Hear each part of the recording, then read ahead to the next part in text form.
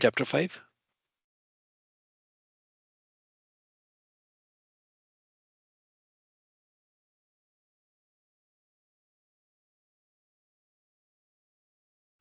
Basically, like in chapter 4, we are talking about the supremacy of devotional service over liberation, like where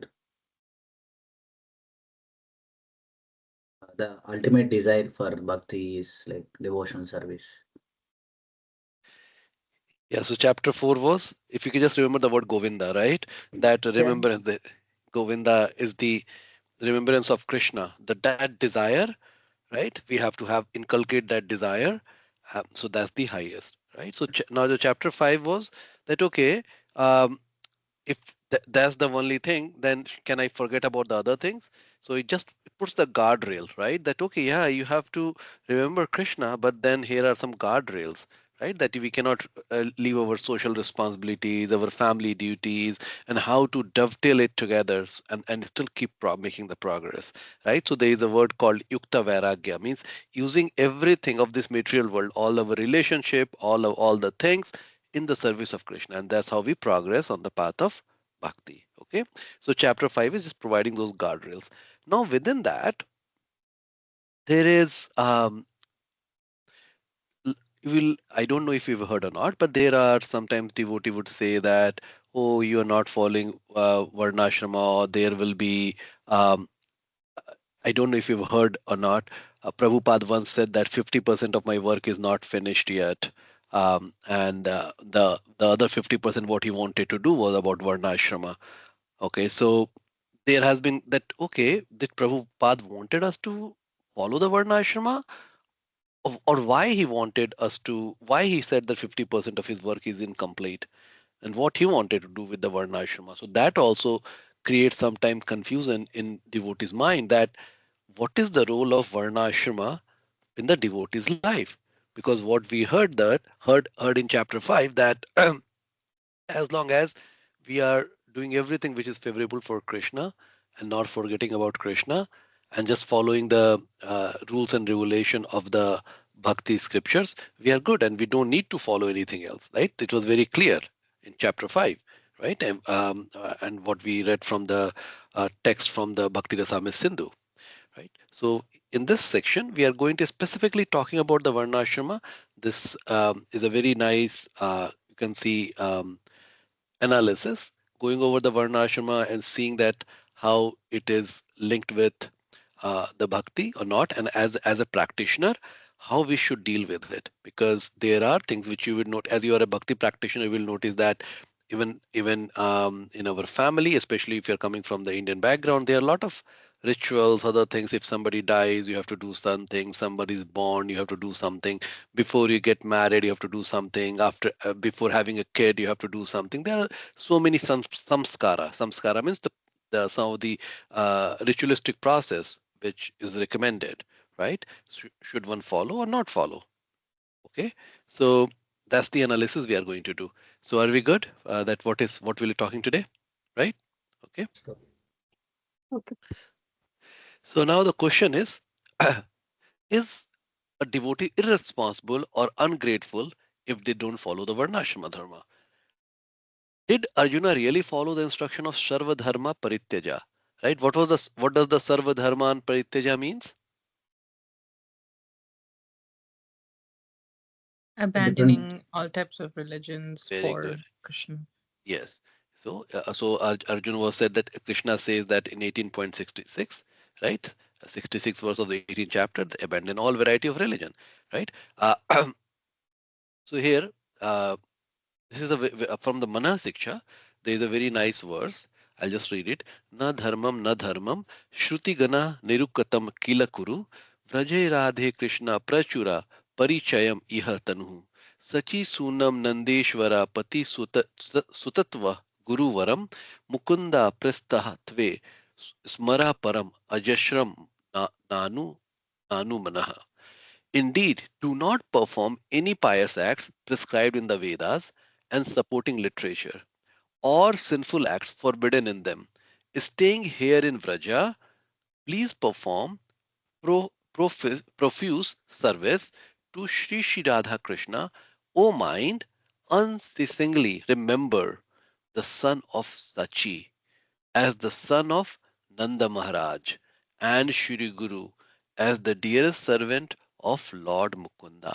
So Mana Siksha has been written by Raghunath Das Goswami. He's one of the six Goswamis, and he has written the instruction for the mind. Mana Siksha means instruction for the mind, what the mind should do. So he's instructing his mind that you do not need to prescribe any duties in the Vedas or any other supporting literature, right? You don't need to worry about that. You just stay in a Krishna conscious environment, right?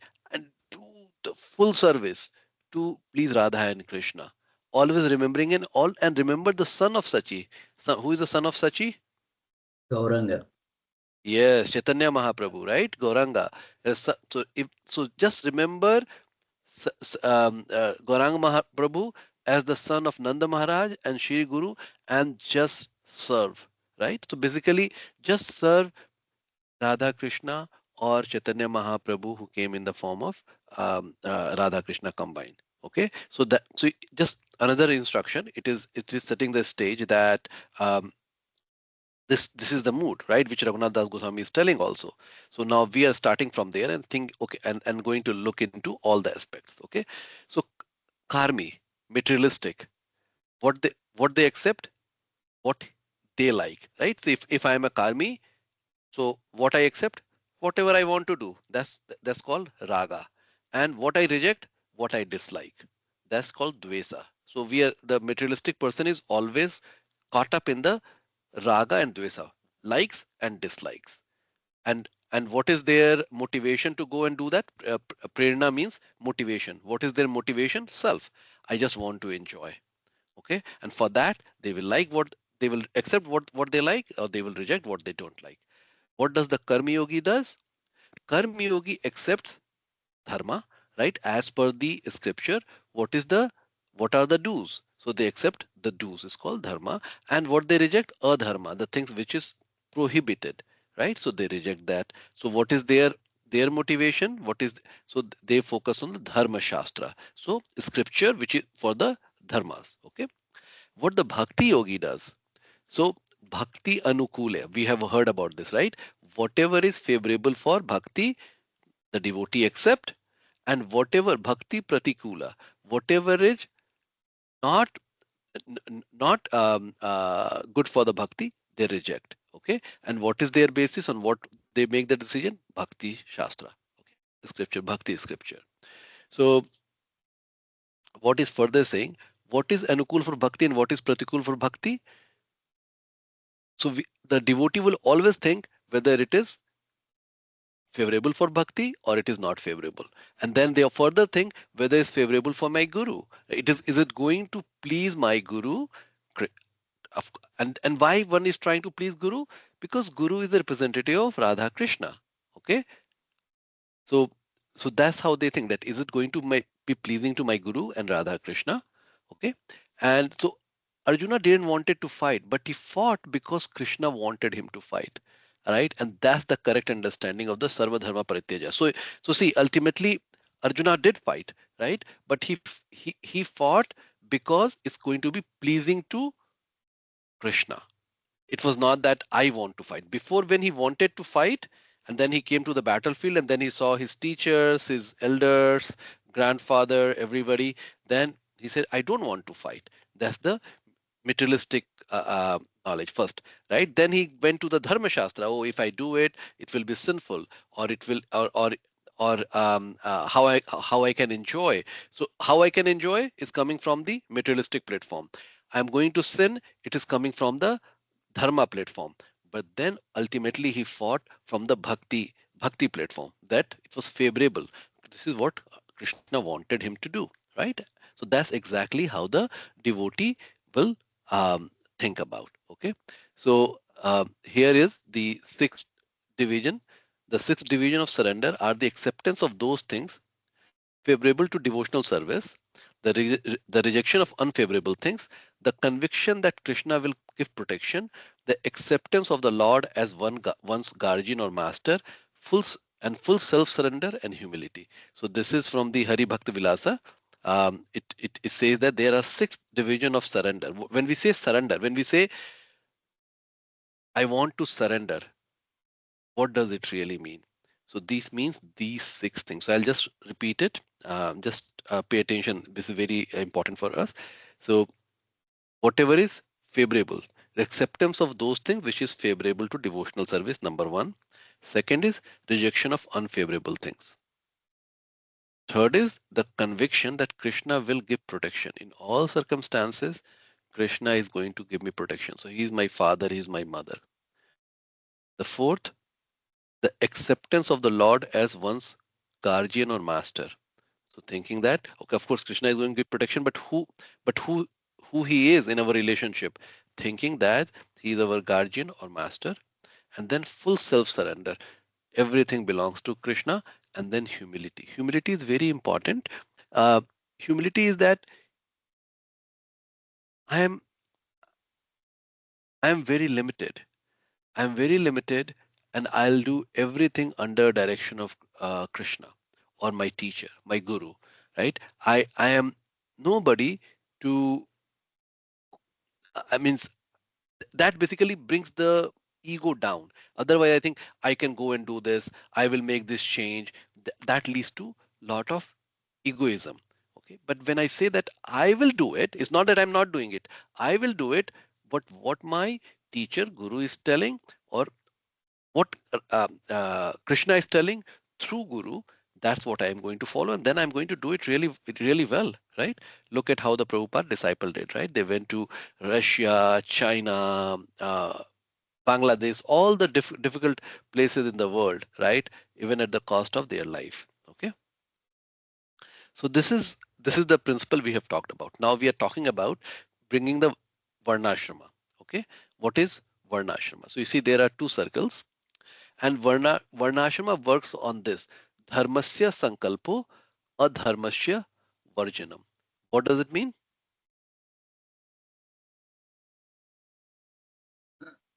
So we will commit to do whichever is favorable to dharma or which is Yes. called. So Varnashrama is based on dharma. What is right and wrong based on the work, right? So this is just like you saw in the previous table that the in the karma yoga, one does the work based on what is written in the Dharma Shastra, that it is Dharma Shastra becomes the basis, and based on that, one determines whether this is right or wrong. Okay, so that's what Varnashrama is based on, and Bhakti is based on, Which is favorable to bhakti. yes, what is favorable to Krishna, that we will do. What is not favorable, we will not do. Right. So so now these 2 circles are coming, but now these 2 circles have overlap. Okay, and that's what we are going to look into further. So mood determines whether the action is varnashrama or bhakti. Okay, and this is something we will talk. Okay, from the external, it may look like, for example, or you give me an example where the varnashrama, you have to do something which comes under the varnashrama, but you will do in the mood of bhakti. What can be one example?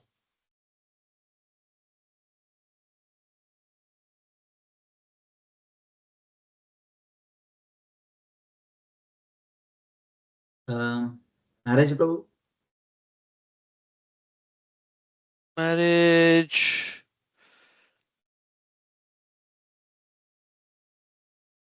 Okay, yeah, marriage can be think. Yeah, give me a little bit more on that. Like if your mood is depending on so how to favorably progress in bhakti, uh, so that is following bhakti process. If it is like only as per the rules, okay, it's my, I need to follow the shastra, I need to get married. So if that is the case, then that is following dharma, like okay, just going on the rules. It's not like going with the rules. So like as you told, the definition mood determines. So Yeah, so let me add a little bit there for using that example. So for example, men and a woman come together and they are getting married to produce the progeny. Okay. Now one is they are producing progeny because they are giving bodily pleasure to each other. They're enjoying it, and then I'll have my baby, and he or she will be my baby, my property, right? That's one way of thinking, which is they're following the dharma because that's the reason they got the married, and then that's what they are doing.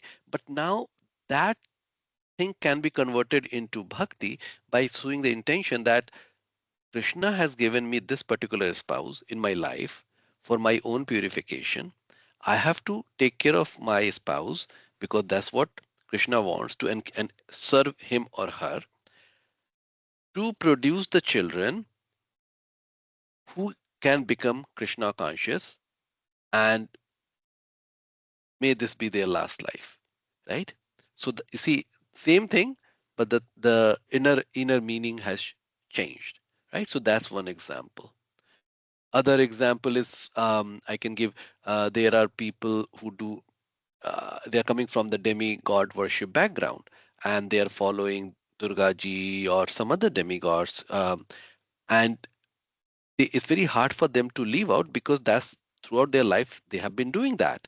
Now, if we are so inclined to do that, we can still worship Durga ji. There's no harm, but I'm not asking Durga ji for any anything for my self gratification, my sense gratification. I'm just worshipping Durga ji as a servant of Krishna and praying that Durga ji, please give me bhakti so that I can progress on this life. So again, see what would what was not a bhakti intention has become a bhakti intention using that thinking. Okay, so this is how a devotee can dovetail anything which is the part of Varnashrama into bhakti. Any question, thoughts, any other example, any doubts?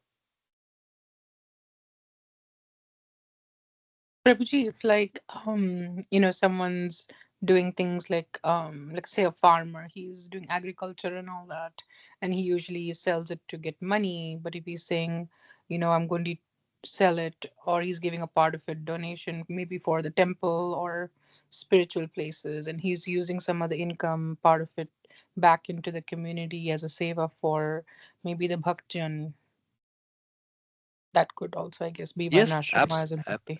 yes, yes. So as a part of the Varnashrama, one should definitely do work. And because this person was born in a farmer's family, he has to do the family duty, right? And that was his inclination also. So that was all Varnashrama, right? So he or she is leading a wonderful life on certain principles, right? Not doing all the abominable thing, but they are leading the Varnashrama duty. Now, as the Mataji rightly said, now once the inclination changes that okay, I'm earning not to just become rich and accumulate. I have to work and I'll work hard, but then I'll use the part of my money for charity purpose, for Krishna's purpose, right? So that's can be one inclination. The other inclination is while I'm working, how this Mother Earth. Now I'm just thinking, connecting with Mother Earth. Who is Mother Earth? All right, she is the Krishna servant, and now we study in Bhagavatam how she's serving us and by providing she's one of the mother of the seven mother which our bhagavatam talks about. She's one of those mother, right? So how she's serving me, so thinking like while I'm interacting as a farmer with the earth, with the tree, with the plant, just reflecting how they're part of this whole subsystem and how they are connected with Krishna. So just as I'm working, right, this connection itself makes it Krishna consciousness while I'm in the Varnashrama system. So thank you, Mataji. Good example. Right. So now coming to the three boxes. Now we are putting the materialism, right? So okay. So and why we are putting materialism here?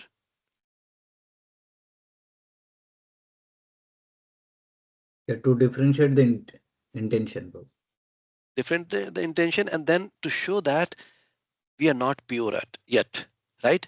Um, most of us has some material desire also, right? If we are not, we are trying to have all our desire for Krishna, but most of us has some material desire also, right? So we are bringing all those three together. So, okay, there are some duty based on where I am born, what is required, that is Varnashrama. There is materialistic desire, and then I want to become a devotee also. So all three things coming together, right? And this can become a friction point, and a devotee practitioner may get confused, or we can go and do the alignment. So this particular section is trying to bring that alignment. Okay. And materialism, raga sankalpa dvesa varjanam, right? What I like or what I dislike, right? Dharma sankalpo adharmasya varjanam, what is based on the dharma, anukulenya sankalpo and pratikulyasya varjanam, right? What is favorable for bhakti and what is not favorable for bhakti, right? So that's how the decisions are uh, being made. Now, so this is what happens. Typically, many times people think who are thinking too much about the Varnashrama, they think, okay, how to live the Varnashrama life. But Varnashrama is actually very nice processes, like do's and don'ts in terms of living a very clean life.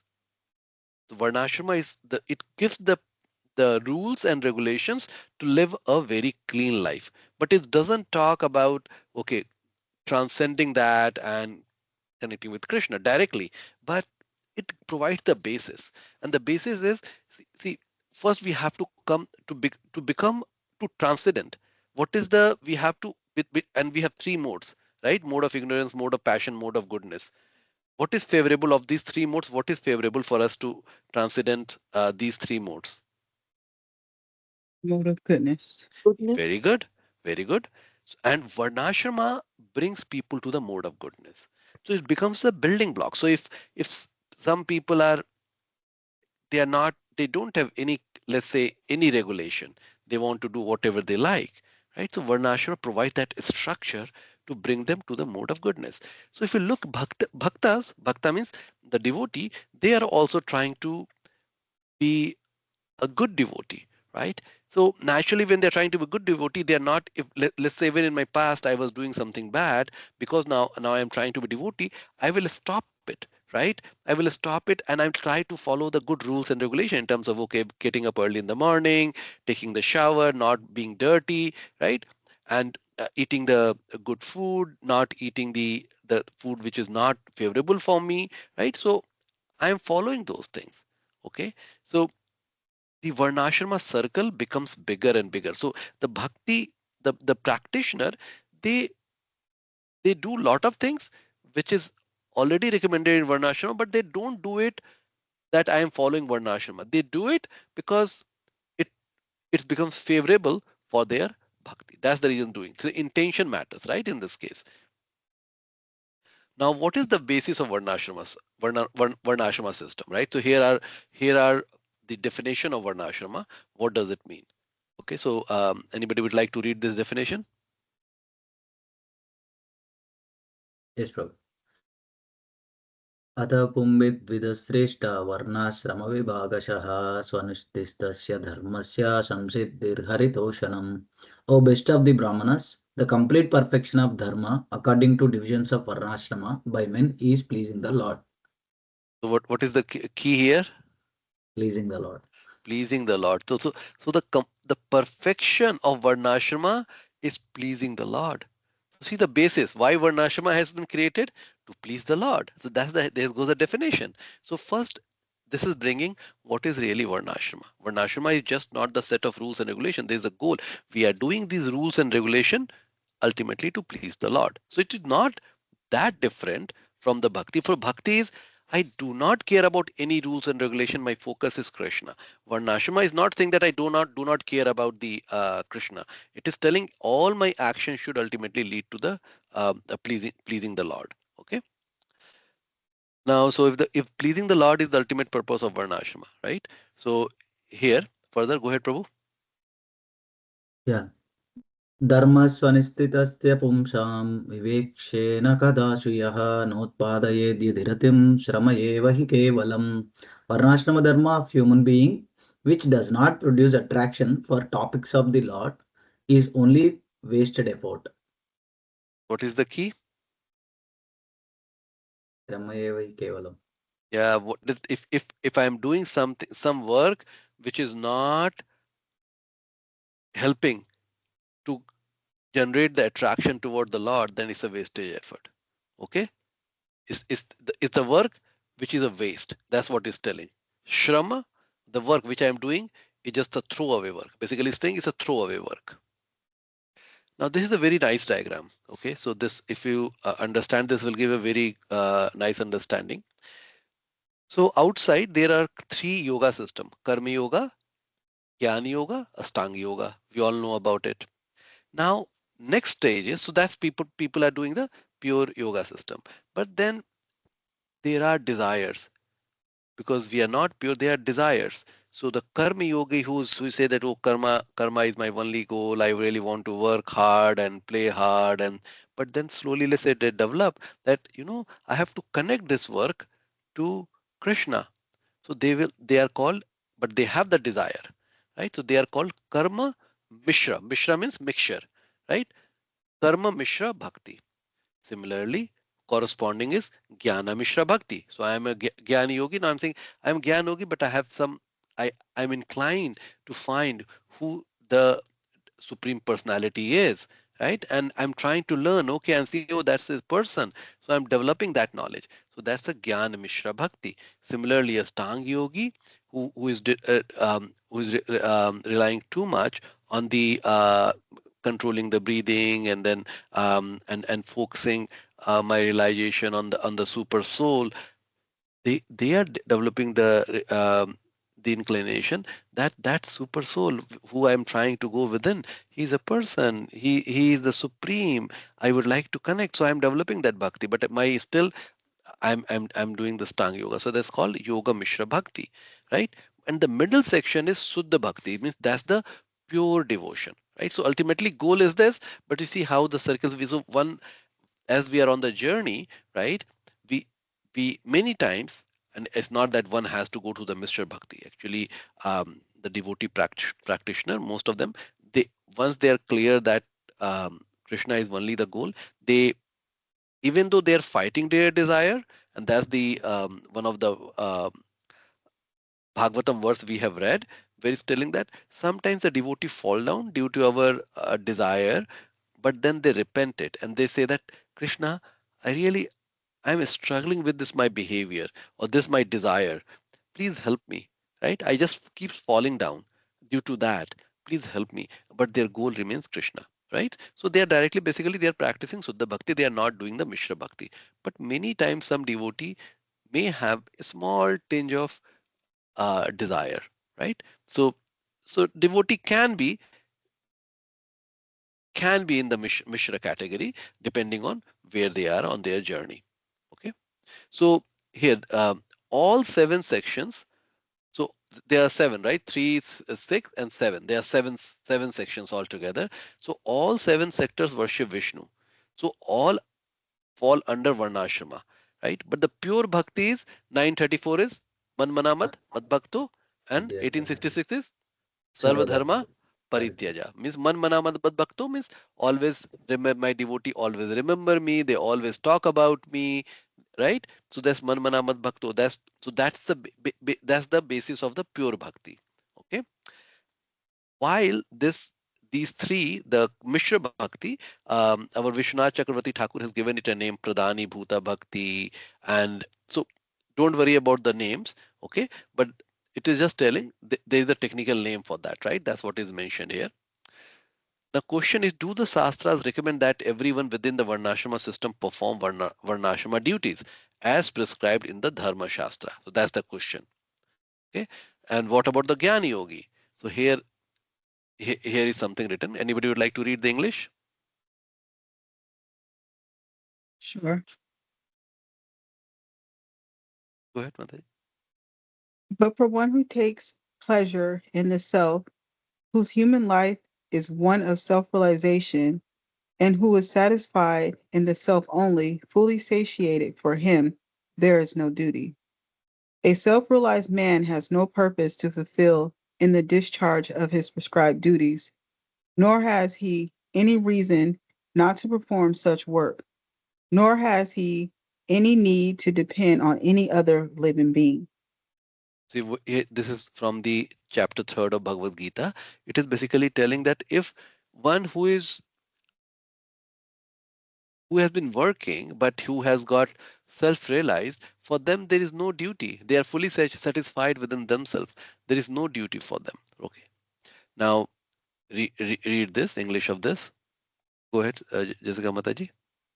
The human who is attracted to the Atma, satisfied in the Atma, and completely satisfied with Atma alone, he has nothing to do in regard to fulfilling desires. Okay. So this is the other verse. Read this. He does not gain by performance of action, nor lose by not performing action.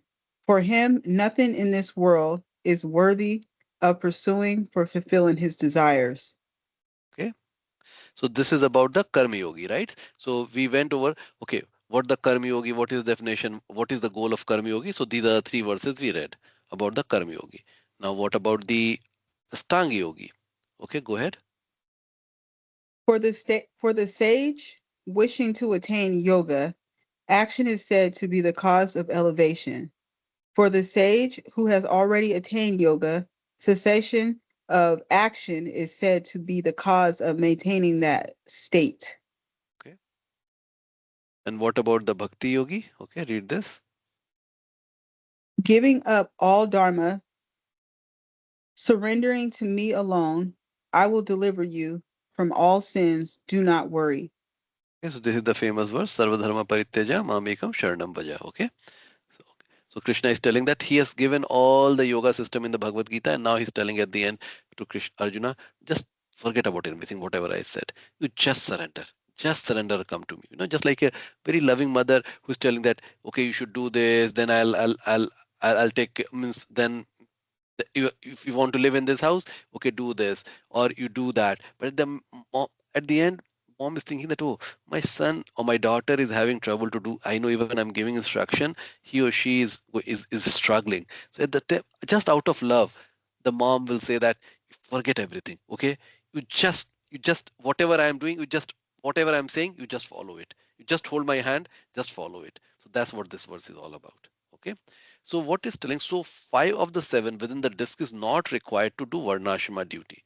So only two, Karma Yogi and Karma Mishra Bhakti are required because they still have material attachment. So because whenever there is some work which needs to be done, means that they have to follow the Varnāśrama.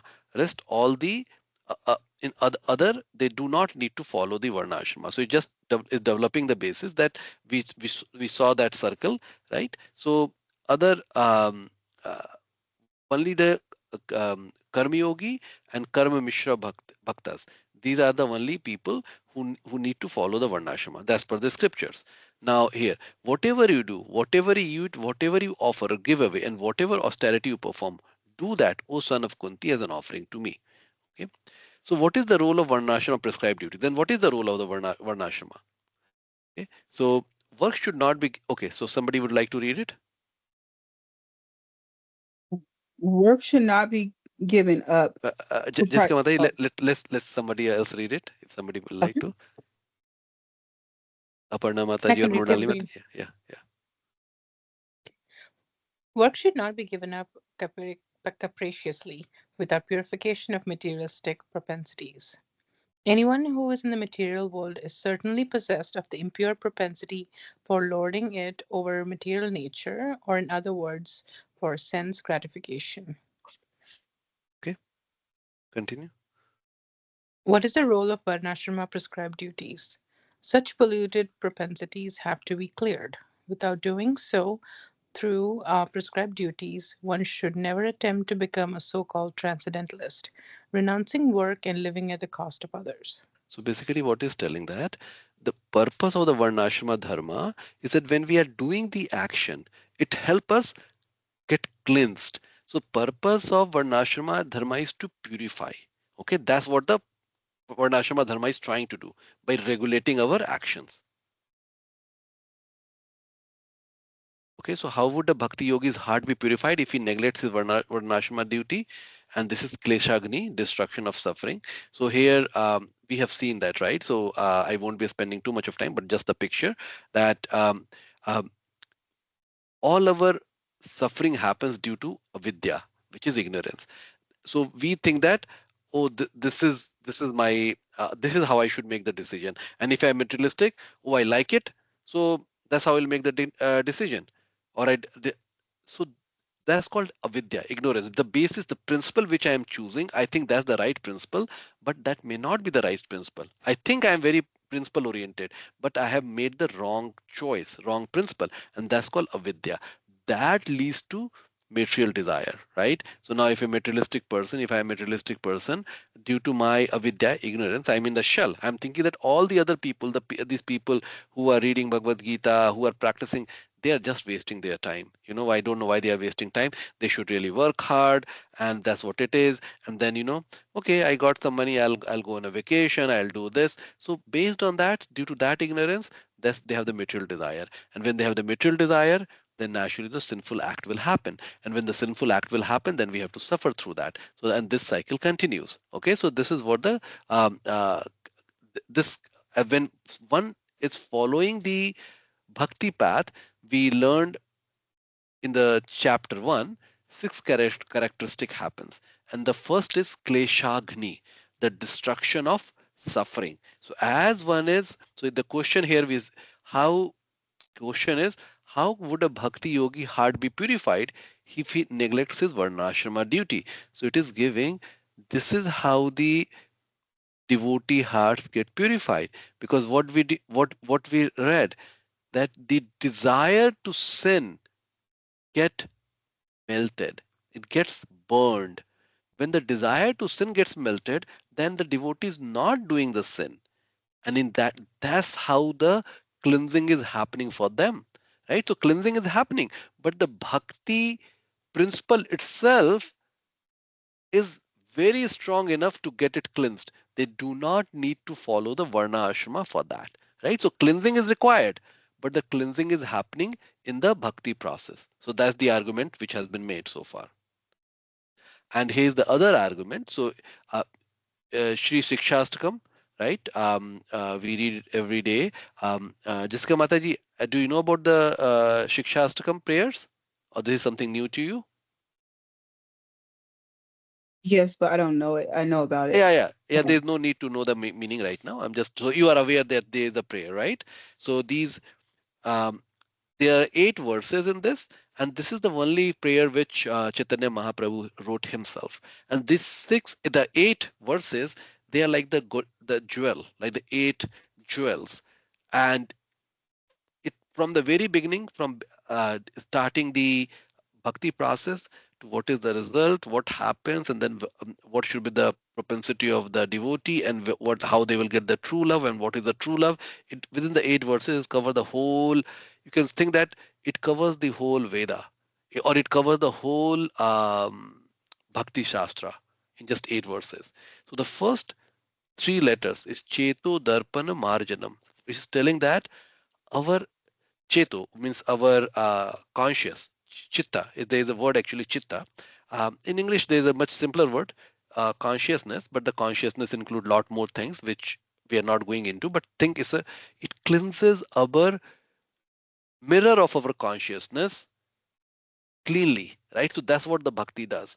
Bhakti clean. So it is basically this has been provided here as a proof that even the Shikshastakam is telling that how bhakti is a purifying process. Okay, so Cheto Darpan Marjanam, it cleanses, it rubs and it cleanses. Okay, so devotees are not dependent on Varnashrama to clean their heart.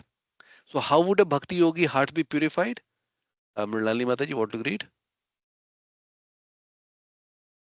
Yes, Prof. Very quickly, he becomes a righteous person and becomes completely devoid of contamination. O son of Kunti, you declare that my devotee never perishes. Okay, and then read this.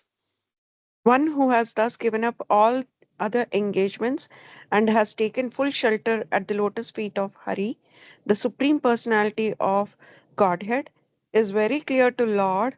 Indeed, if such a surrendered soul accidentally commits some sinful activity, the Supreme Personality of Godhead, who is seated within everyone's heart, immediately takes away the reaction to such sin. Kunda, Krishna, sitting in our heart takes care of the sin if by mistake something happens. If somebody has taken the shelter, okay, so accidentally commits the some.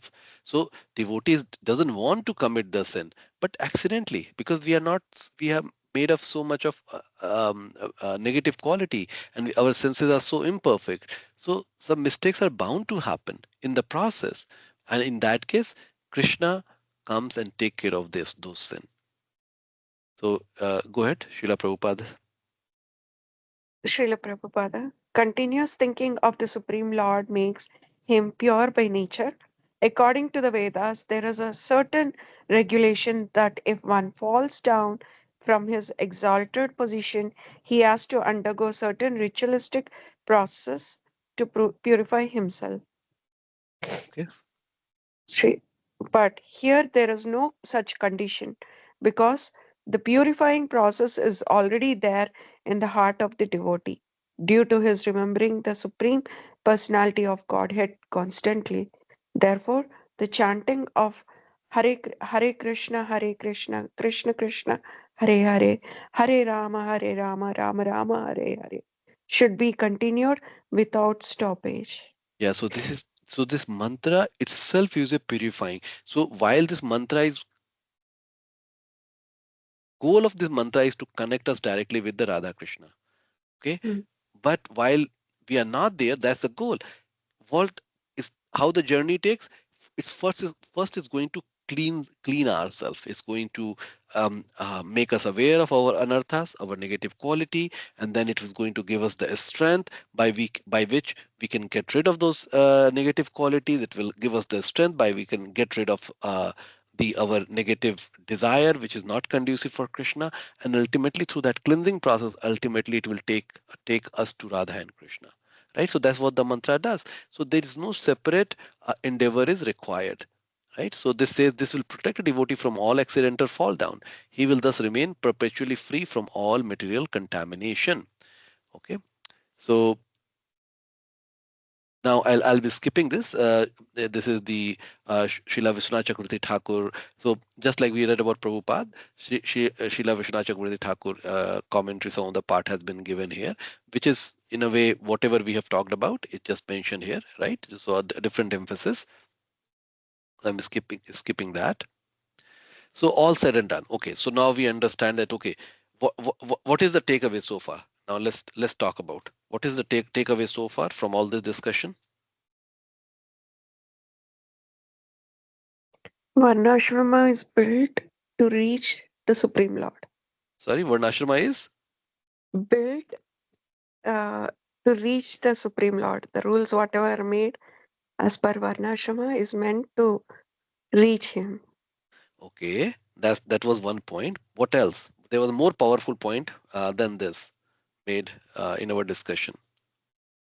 I'll add. The Varnasrama is based on a clean life, is based on doing the work for the purpose of Krishna and pleasing the Lord with whatever work you do, not for yourself, but for pleasing Krishna. Okay, so see the goal of Varnashrama, and you are right. Okay, just I'll just going to add a little bit more detail. The goal of Varnashrama we read is to reach the Lord. Okay, but how it does it? By cleaning us. So as we are following the rules and regulation of the Varnashrama, we are getting cleaned, right? So now it will happen. Oh, then the the person who is a devotee practitioner, they should follow the Varnashrama. Is that a true statement or a false statement? Yes. The practitioners definitely should follow the rules and regulations. So, Oh, this but what we read, we are saying that the process of bhakti itself is purifying, yeah, right? In that case, the rules and regulation of the Varnashrama is not required by the devotee. and not mandatory. It is. Yes, it's not means it's not it's just optional, but it is supporting. It will Supporting. help it will help devotee to maintain a clean life, but it is not at all required. So this is the strongest point is the devotional practice does not require Varnāśrama-dharma. Why? Because the the required cleaning for us to connect with Radha and Krishna happens by the devotional practice Yes, itself. it's So Varnashrama is not required. Okay. But what we also talk that lot of practice in the Varnashrama-dharma is conducive for bhakti. And yes, let's say if we have to, because we are living in the family, society, culture, and there are things which we have to do, we can change our intention in such a way that while we are doing the Varnashrama, we are making it conducive for bhakti. Right. So you saw those two circles coming together. So we are following the rules and regulation if we have to follow.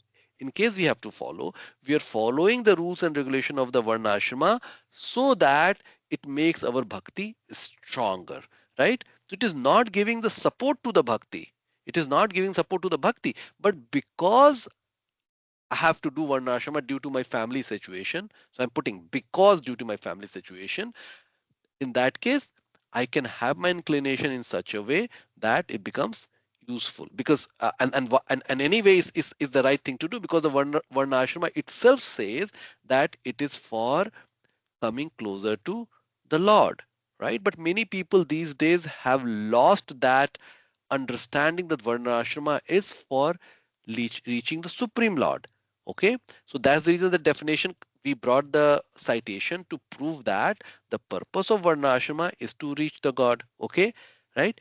And so whatever rules and regulation, if one is has to do it, they can use that to accelerate their path to bhakti, but it is not required. Okay, makes sense, Shiva Prabhu? yes, yes, bro. Yeah. Any doubt, Jessica Mataji, Murnali Mataji, Aparna Mataji? Any doubt? No, No doubt. Prabhuji.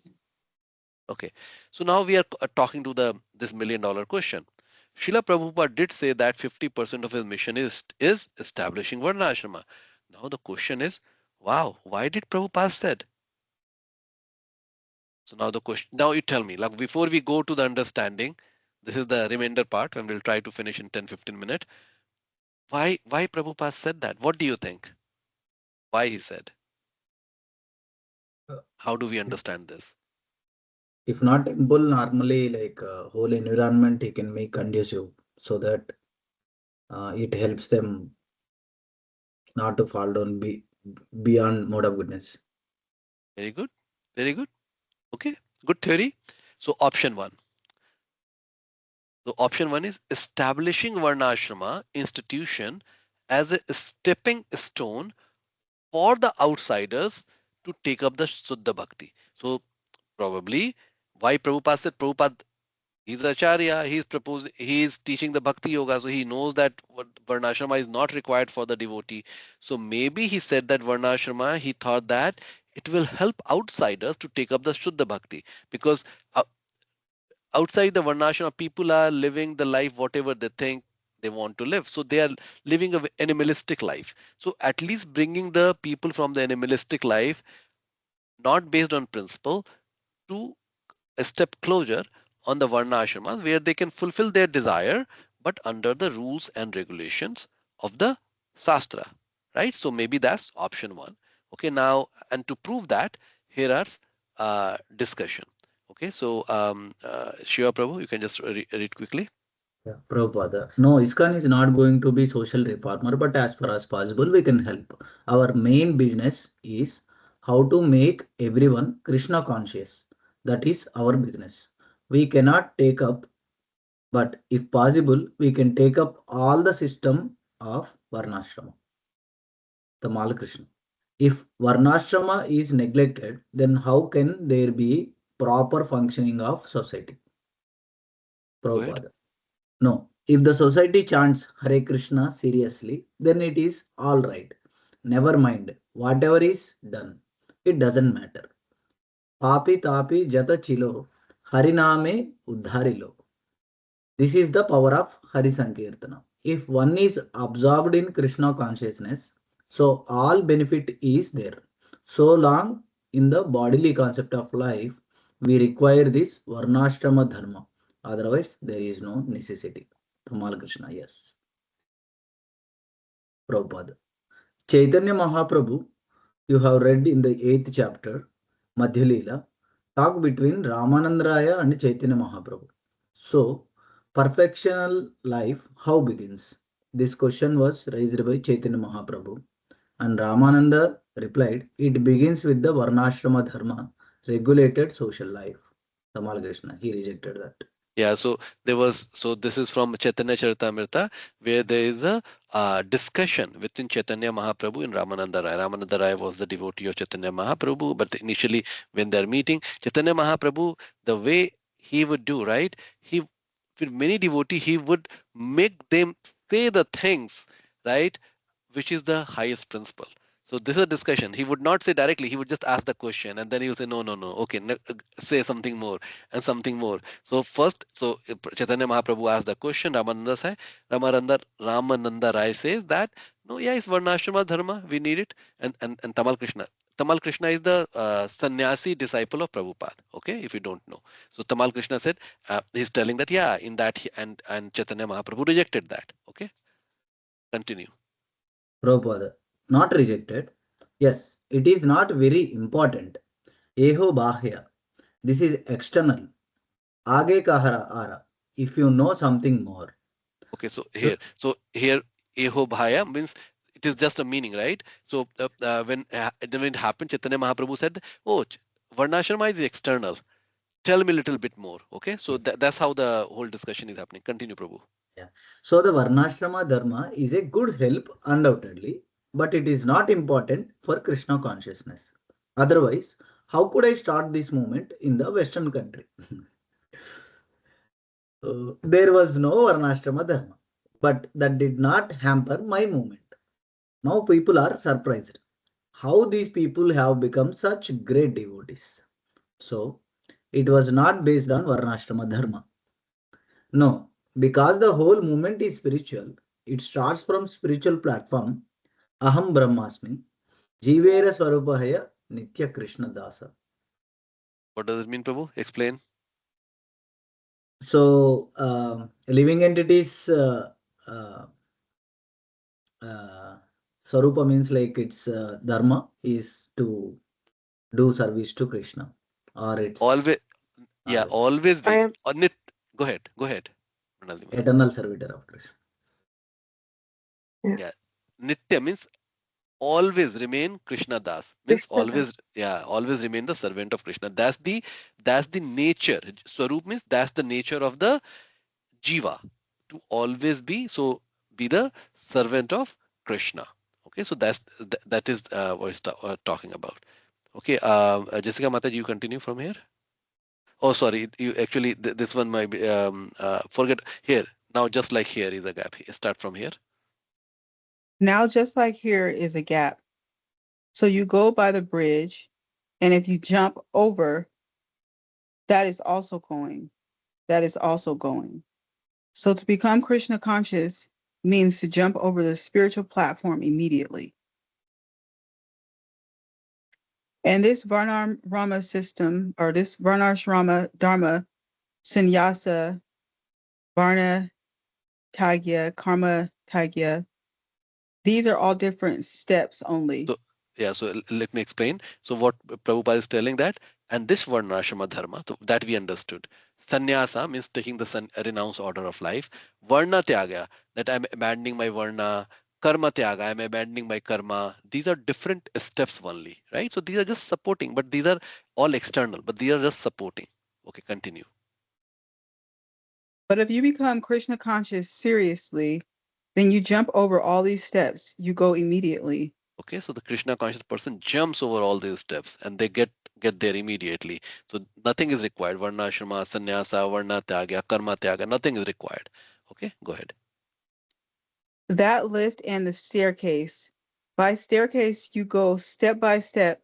By lift, you can go immediately faster. The lift here means, so lift in India we use, but here Elevator. is elevator. Elevator. Okay, Yeah. this means elevator. So Sri Bhagavatam says that any fallen person can take up the bhakti, but cleansing the heart takes time. Varnashrama helps with cleaning of the heart. So having it done before taking up the bhakti can become easier. So this is, so it's not that the devotee totally reject Varnashrama dharma, but if there are opportunity to follow the Varnashrama dharma, they use it as the like something which can help them move their bhakti faster, right? So having it done before taking up the bhakti can become easier. So if somebody is coming, you see some people, they come to the bhakti and they become the bhakta very fast, very quickly, because they are coming from a very regulated life. So for them, becoming a bhakta is becoming very easy. Okay, so So, that's option. so I have a, Go ahead. I have a Go ahead. question. So the Varnasrama system is really just for people that are coming into Krishna consciousness that are not already like in bhakti yoga. So this is something that they do, not for devotees. Yes, it's not required for devotees. Okay, so for see for the people on the west, there was no Varnāśrama-dharma. So for them, for many of them, this is like a non-topic. It's like why do I care? But as you start reading more the scripture, Srimad Bhagavatam, and when you see the Varnāśrama-dharma mentioned and their role, now this topic will is going to summarize that ultimately the purpose of Varnashrama dharma, which is mentioned in the scripture, and the scripture is the word of Krishna himself. uh, This is this is required for the people to slowly come to Krishna, grow slowly. While the bhakti process is just like a elevator system, it is Mm, straight up bring to Krishna, right? mm, And in mm. that case, Varnashrama is not required. What we are reading here, that in these two lines, which is highlighted here. So Srimad Bhagavatam says that any fallen person can take up the bhakti, but cleansing the heart takes time.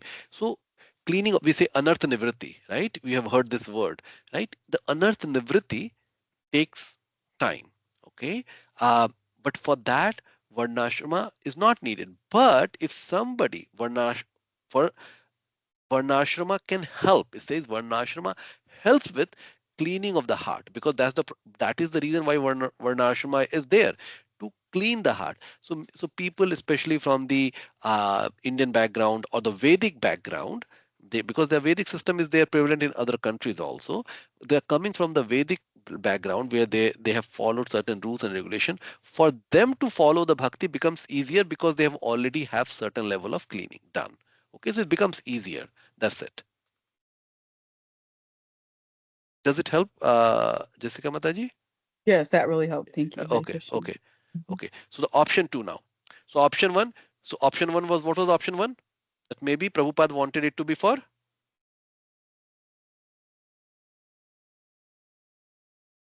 Uh, for the outside people. Outsider. Question.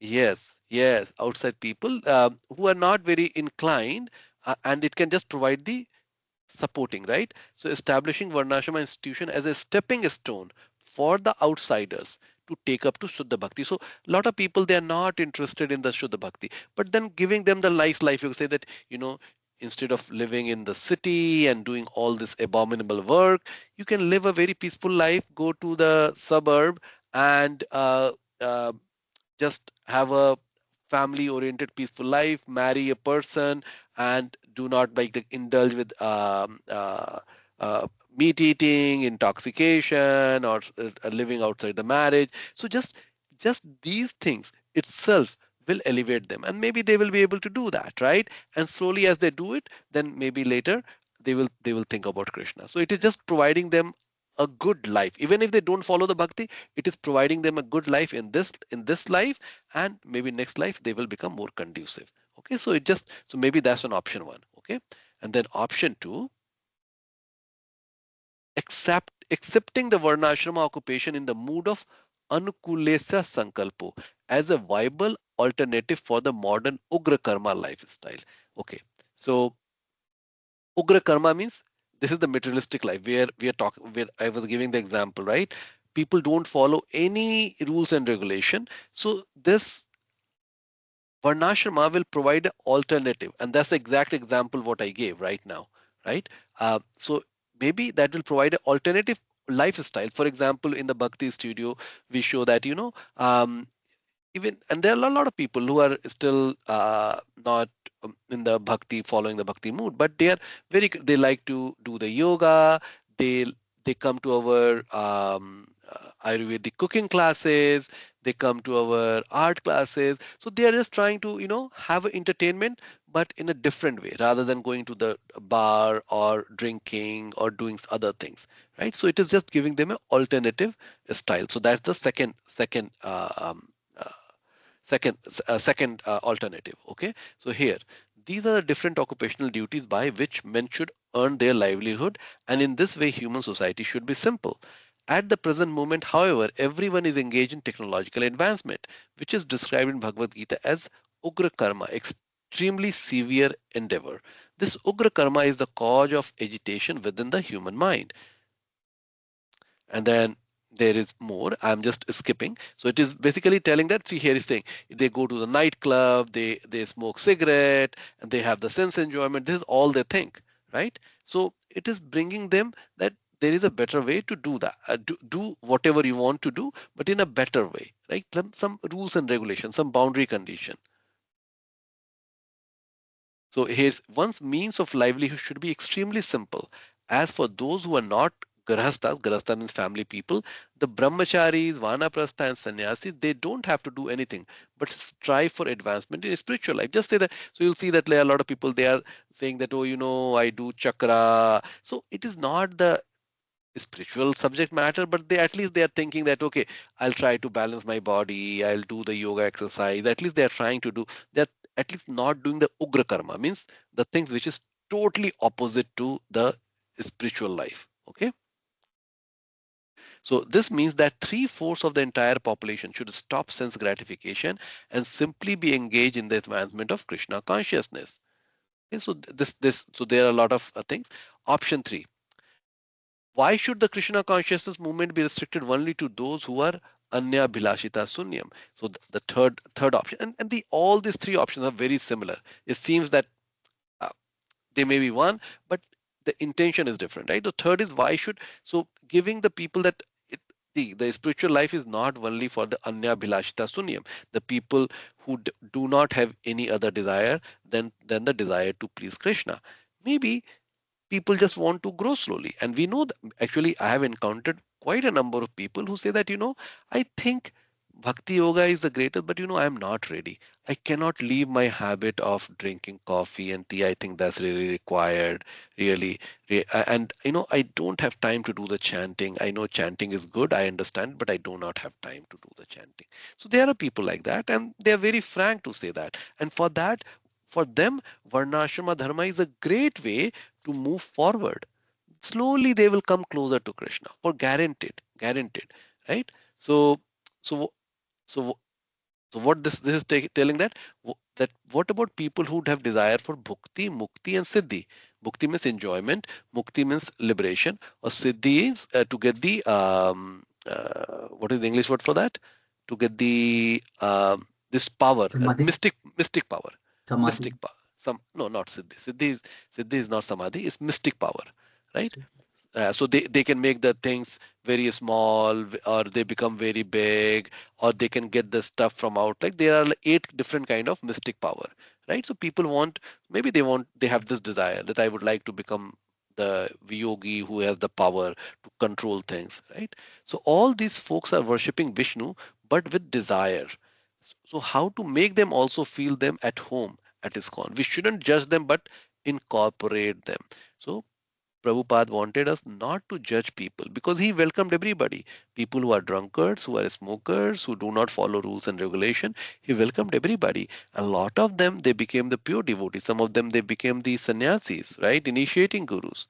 Okay. So he welcomed everybody. So Varnashrama, he thought maybe that will give the supporting structure to the people who cannot accept the bhakti at this moment because they have so much of anarthas that they are not able to accept it. For them, the Varnashrama will provide a structure, an alternative life. Okay, and here is the quick summary. Aparna Mataji, you would like to read? Yes, Prabhuji.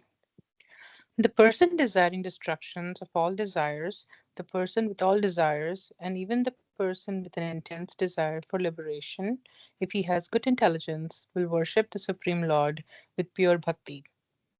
Verse summary. An intelligent person, be he an akami or a sarvakami or a mokshakami, will worship the Supreme Lord with Tivra bhakti.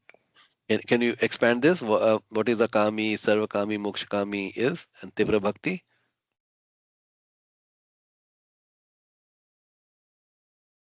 No? Yes? Okay, no worries. Yeah. So Sarva- what is yeah, you want to do Mataji? Yes, Murali Mataji, go ahead. Yes, Prabhu. Akami is one who doesn't want anything in return. Sarvakami is the one who is performing the karma and uh, desiring for some in Result. return. Result. Yeah, Yeah, they are looking for the result. result. Mhm. Mokshakami is for doing karma for the liberation. Liberation. They want the Yes. liberation. Will Yes. worship the Supreme Lord with Tibra Bhakti. What is Tibra Some, Bhakti? yeah. The Tivra Bhakti which is bhakti, Mhm. anyabhilashita sunyam. Nothing Tibra. in Yeah, return. will worship the Supreme with Tibra Bhakti. Okay. Okay. Now, so here the Supreme Personality of Godhead, Lord Shri Krishna, is described in the Bhagavad Gita as Purush. Oh, Mataji, you read it. Murali Mataji, you're just finishing it up. The Supreme Personality of Godhead, Lord Sri Krishna, is described in the Bhagavad Gita as Purushottama or the Supreme Personality. It is He only who can award liberation to the impersonalist by absorbing such aspirants in the Brahma Jyoti, the bodily rays of the Lord. The Brahma Jyoti is not separate from the Lord, as the glowing sun ray is not independent of the sun disk. Therefore, one who desires to merge into the supreme impersonal Brahmajyoti must also worship the Lord by Bhakti Yoga as recommended here in the Srimad Bhagavatam. Yoga is especially stressed here as the means of all perfection. In the previous chapters, it has been stated that Bhakti Yoga is the ultimate goal of both Karma Yoga and Gnana Yoga, and in the same way, in this chapter, it is emphatically declared that Bhakti Yoga is the ultimate goal of the different varieties of worship of the different demigods. So see, even the people who are doing the demigod worship, Bhakti Yoga is ultimate. So basically, it's summarizing the what we have already read. So he's saying, let me see. Yeah, this is the last. Okay, read this, Mataji. Bhakti Yoga, thus being the supreme means of self realization, is recommended here. Everyone must therefore seriously take up the methods of Bhakti Yoga, even though one aspires for material enjoyment or liberation from material bondage. See, net. Okay, because we covered a lot of ground today. We went little at the brisk pace. What we analyzed today, that there are different kind of people at the different level. So there are people who are karma yogi, there are people who are jnana yogi, there are people who are bhakti yogi, then there are the mishra bhakta, karma mishra bhakta, jnana mishra bhakta, astanga yoga mishra bhakta, and there are suddha bhakta, 7 categories. Then we went over the text to say which is telling um, that other than the karma yogi and the karma mishra yogi, for the other processes of 5 out of the 7, there is no need of any cleansing using the Varnāśrama-dharma. So Varnāśrama-dharma is mainly applicable to the people who are karma yogi, who are action oriented, means who wants to uh, who are either in the materialistic desire or who want to grow into using the karma yoga or karma mishra bhakta okay, right? In that case, varnashrama process, and then we read what is the definition of varnashrama. What we understood, that varnashrama bring the goal of varnashrama is to love the Lord, right? It just say love the Lord. Now, and why? Because the Varnāśrama dharma, step by step, it helps with the cleaning process. Now, to counteract it, we went into the concept that from the Bhakti Yoga perspective, yes, cleaning is required, but Bhakti Yoga itself is a cleaning process. And there we understood the citation from the text, which says that by thus doing the mantra chanting or following the process of Bhakti, the cleansing happens, the anartha nivritti happens. So there is no need of any outside process. So through that, we established that when Prabhupada said that half of the 50% of my work is remaining, he is not referring that the devotee should need to practice the Varnashrama. But at the same time, then we have that common sense wise, lot of things in the Varnashrama, it will be favorable for bhakti. So it's not that the devotee practitioner needs to abandon the Varnashrama.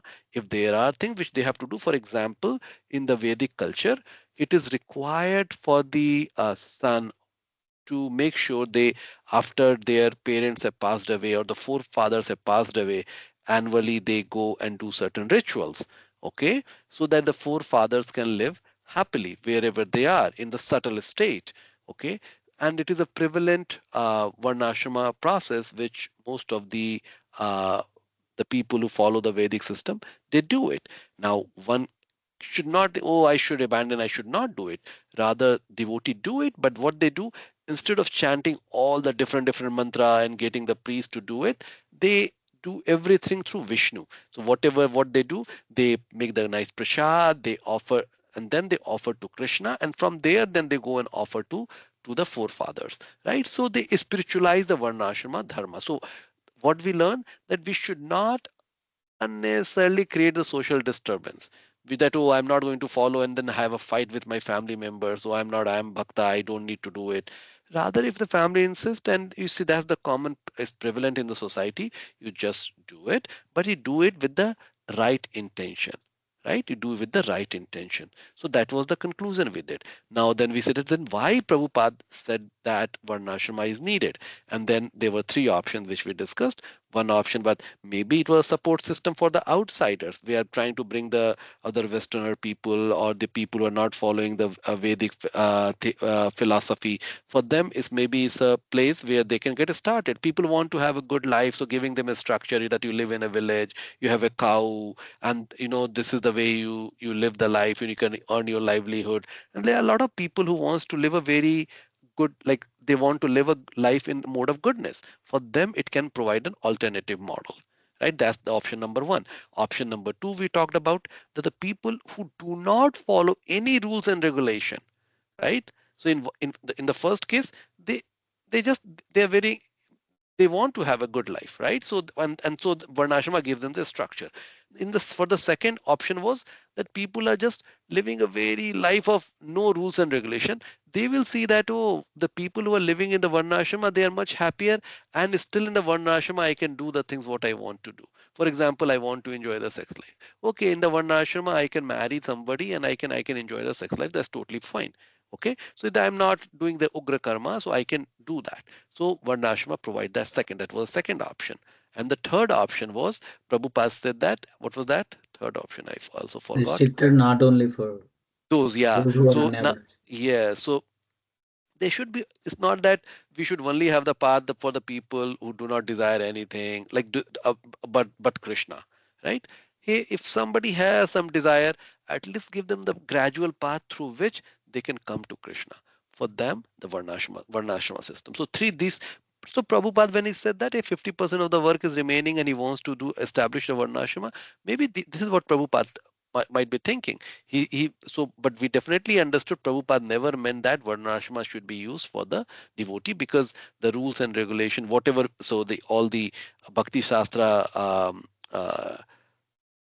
citation we studied from the different references from Bhagavad Gita, Bhagavatam, or Chaitanya Charitamrita, says that Varnashrama is not needed for the devotee, right? But we should not whimsically reject it. If it is required that a family member, social structure does it, you just follow. And even if one follow, because to live a clean life is good to follow the Varnashrama, it will just a good support system for one to grow into bhakti also.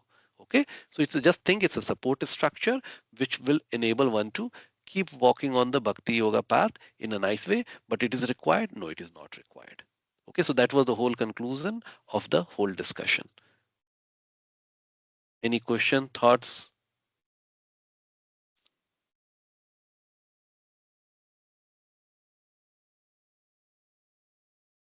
So would this also add a point like where in Gaudiya Vaishnava Sampradaya where people directly take sannyasa directly, right? So I mean, like they'll not go to the regular process of Varnashram Dharma where first brahmachari, after that like grihastha, then vanaprastha, then sannyasi, rather than going the cycle. There are few scenarios where people who are devoted completely from brahmacharya directly they take to sannyasa. So Yeah. it's Yes. Good example there also. Yes. So yeah, so they took the brahmachari and from there they go to sannyasa. Yes. yeah, but there are people generally who say like who are not married, like they say like until unless somebody dharma artha kama, this cycle is not, then no moksha level nobody will not attain properly, so everybody should follow these, like that, like some sayings will be given.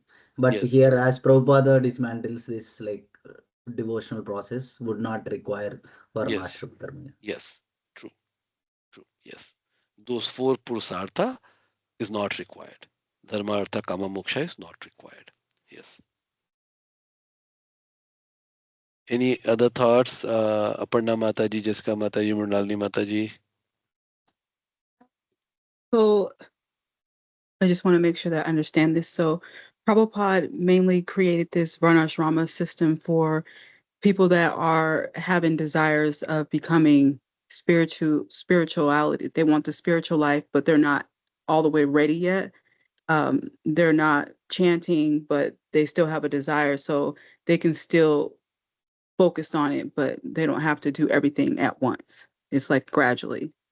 So Prabhupada did not get the chance, he did not get the time to establish the Varnāśrama-dharma in the West. He wanted to do, and that's the reason he said, I have 50% of the work left. Right? So what happened when Prabhupada made those comment, some of his disciples, they thought that, why Prabhupada said that? Maybe devotee needs to follow the Varna Ashrama. So there is some debate within the devotee community within ISKCON on this topic. Okay, so he never got the time to establish. But so what we discussed, okay, Prabhupada said this, yes, indeed, but why he said that, right? And those are the three options we talked about. That Varnashrama would give for the people who do not directly want to come to the bhakti, it provides a alternative, right? People, so that's one. People who just want to live a clean life and they are not ready for bhakti, it provides them. And the people who are not following in rules and regulation, it gives them the alternative. So probably one of those three reasons. And for the devotee practitioner, like all of us who are trying to follow the pure bhakti path, the rules and regulation of the Varna Ashrama, if we follow, is good, but it's not required. Okay, so the net is, as a devotee, we did not worry about the Varnāśrama dharma, but if somebody is following it, it is fine. It is helping them, and we should let them practice. And in case we also think, hey, some part of the Varnāśrama dharma is good, I would like to practice, because not for the sake of following the Varnāśrama dharma, because it will help me grow in bhakti, right? So that is the net conclusion of the discussion. Okay, thank you. Uh, Are you absolutely clear, Jessica Mataji? Because I think maybe this topic was little too much for you, because there's no concept of Varnāśrama dharma in Western world. Okay, so it might be little confusing because the context doesn't exist. Okay, so but I think this will help you as you are reading the scripture more and more. This will really help you. So again, I'll pause and I'll ask you: are there any other things which is confusing you? And it's totally fine to ask or re-ask. I don't want you to get confused. No, I understand that it it's designed for people from the Western world that are not ready to take up all the principles, but not for devotees if they're already Yes, taking it. But if it's yes, for those like for example, like I'm passing out books to people and they're reading the books, but they might not be ready to take up all of the four principles. So they would be under the Varnasrama system because they want to have a clean life and they want to do spirituality, but they're not actually fully 100% ready yet. right, right. So for them, if the Varnashma structure is created for them here in the society, then it will be helpful for them. Okay, because they are inclined, they are good-hearted people who are trying to learn some alternative way. They're trying to look for some alternative way of life, which is better than what they have got, right? And if they are not ready, then Varnashrama style of living will give them a good structure. That makes sense. Aparna Mataji, any question No, or Prabhuji. comment? Okay, and Mrunalini Mataji, any question, comment? No problem. I Okay, like that the the catchy thing is join here. It is a path that is like like a elevator which is yeah, leading to the ultimate Godhead. yes, yes. Bhakti is That's considered, really good. yeah, yeah, Prabhupada has many times said that to compare that other process like a stair system, right? Yeah. Bhakti is just a elevator. It directly gets you, elevator. yeah, get you to your goal. Okay. So, but so that gives a good alignment, right? It's unity in diversity. So it's not that the Yeah. people who are not following the bhakti yoga, they are not doing the things. Okay, see, everybody has a journey. We should not force anybody. We should not judge them. They have their process. We should respect them, and we should see they are also ultimately trying for the same goal, but they have taken a different path, which will take some time. That's totally fine. Okay. Otherwise, if we don't do that, then we will also become like people like some of the people who are very ruthless. If you don't follow my religion, then you are going to go to the hell, right? Or if you don't follow my religion, I'm going to shoot you or kill you. You are like this and that, right? So we shouldn't become like that, right? Because Yes. scripture is not like that. Yeah. Prabhuji, Bhagavad. sorry, sorry, Mataji.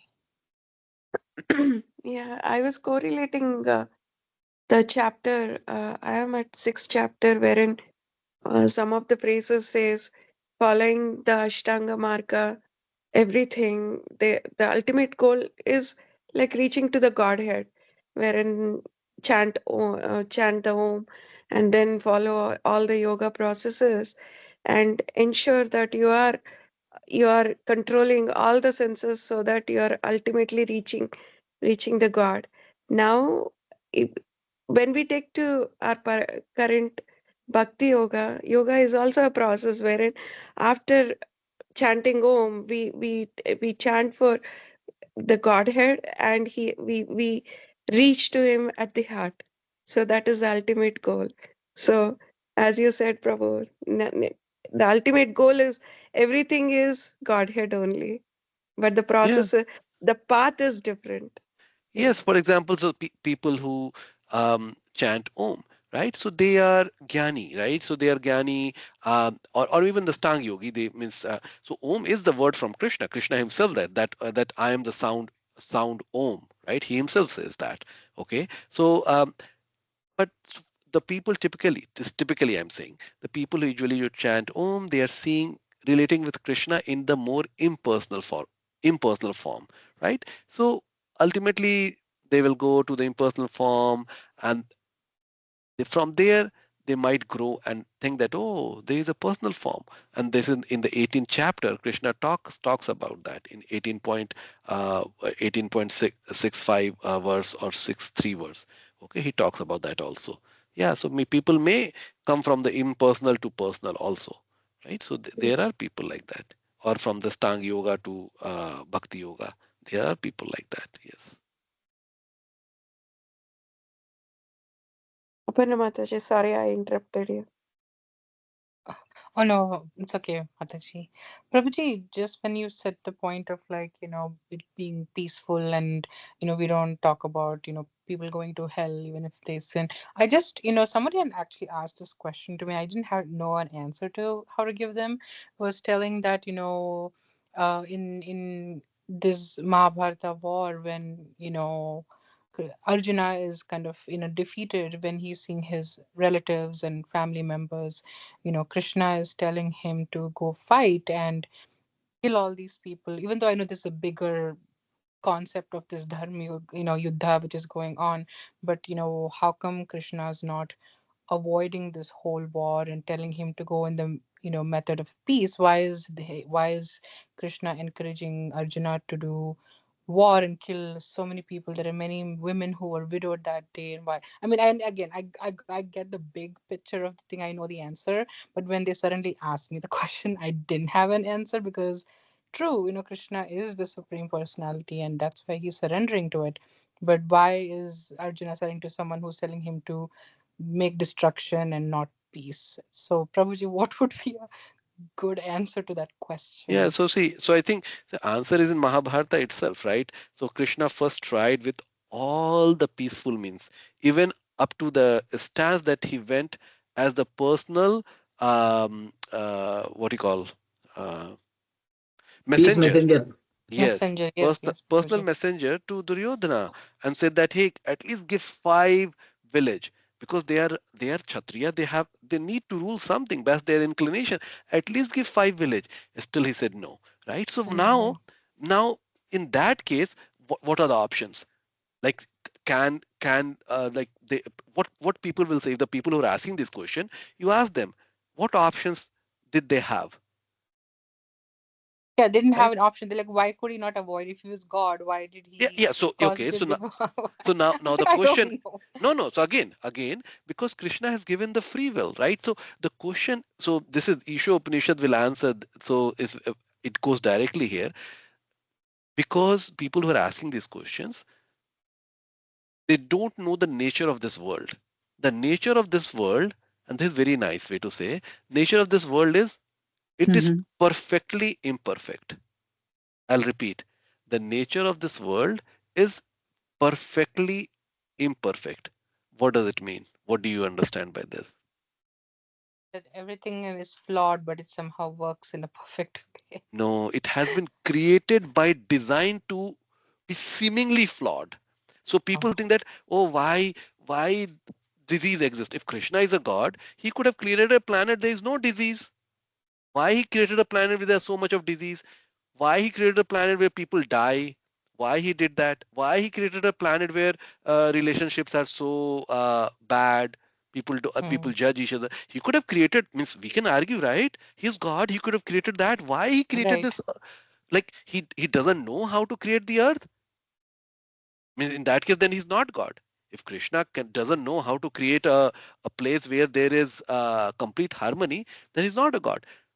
So these people, they don't know, because see, there is a spiritual world and there's a description where it's called Vaikuntha, where Vaikuntha means there is no misery. So he has created, these things are there in the spiritual world. So then why he created this earth, and where there is a, where seemingly it seems there is a flaw, and why I use the word seemingly, because those are not really the flaw. The the the planet Earth, Mother Earth, has been created in such a way where we are coming experimenting with our action. I want to enjoy. I don't want any boundary condition. I don't want any rules and regulation. So I want to enjoy.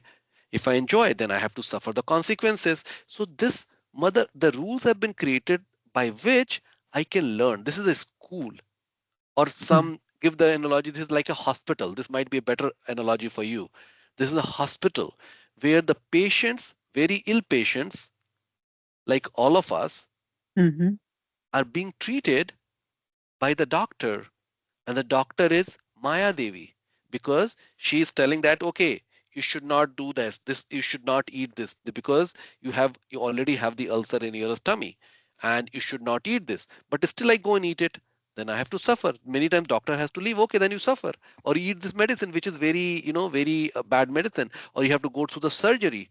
So it's painful, and then you have a recuperation, you have to wait for 8 weeks, you cannot do anything, right? So this is how the design of the earth is. So designer Krishna has created this earth so that we can learn there is all, every force, there is action and there are reactions, right? So every action is a reaction. When I learn through that, just like a child will learn through that, oh, if I do the bad thing, I'm going to get punished. Similarly, we are going through that process, and in the process, then we learn, oh, we should not do that. And then what is the solution? Then we look at Krishna. So that's how the Mother Earth has been designed. Okay, that's so. This is the design of Mother Earth. So that's called perfectly imperfect. Thank you, Prabhuji. That's helpful. Yeah, so this is just like so, and many times people ask, so just so best thing to ask to answer the question is just you pose the question back to them.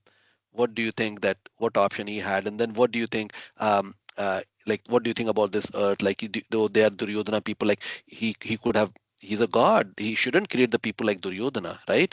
But there are people like Duryodhana, and as a god, Krishna has given us free will because the love means free will.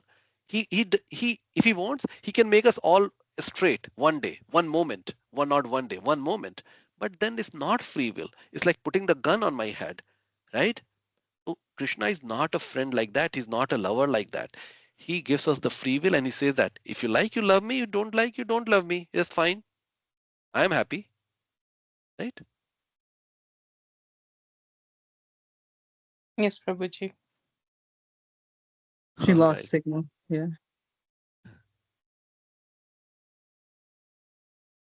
Is that okay? We will end the class. Okay. Today the class went little longer. It was nice. Thank you. Thank Okay, you. thank you, Prabhuji. Hare Krishna. Hare Hare Krishna, Krishna. Prabhu. Hare Krishna. Bye, everybody. Hi.